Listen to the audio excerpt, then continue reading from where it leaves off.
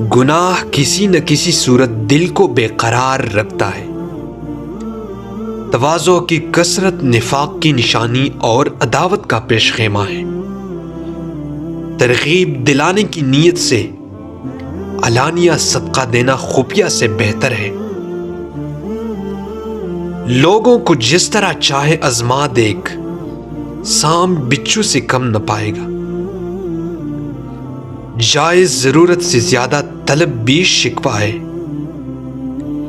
جس نے دنیا کو جس قدر پہچانا، اسی قدر اس سے بے رغبت ہوا۔ حیا کے ساتھ تمام نیکیاں اور بے حیائی کے ساتھ تمام بدیاں وابستہ ہیں۔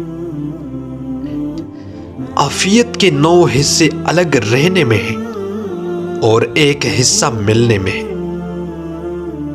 تعجب ہے اس پر جو دوزخ کو مانتا ہے اور گناہ کرتا ہے۔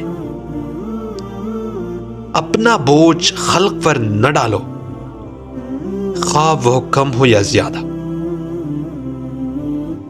مجھے دنیا میں 3 چیزیں بہت مرغوب ہیں: تلاوت کلام پاک، بھوکوں کو کھانا کھلانا اور راہ خدا میں بے دریغ خیرات کرنا۔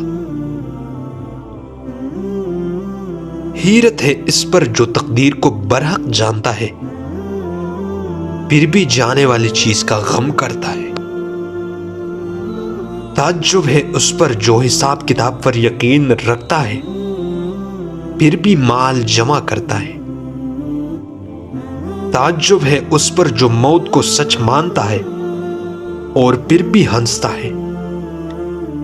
تعجب ہے اس پر جو دنیا کو پانی جاننے کے باوجود اس سے محبت کرتا ہے۔ تلوار کا زخم جسم پر آتا ہے اور زبان کا روح پر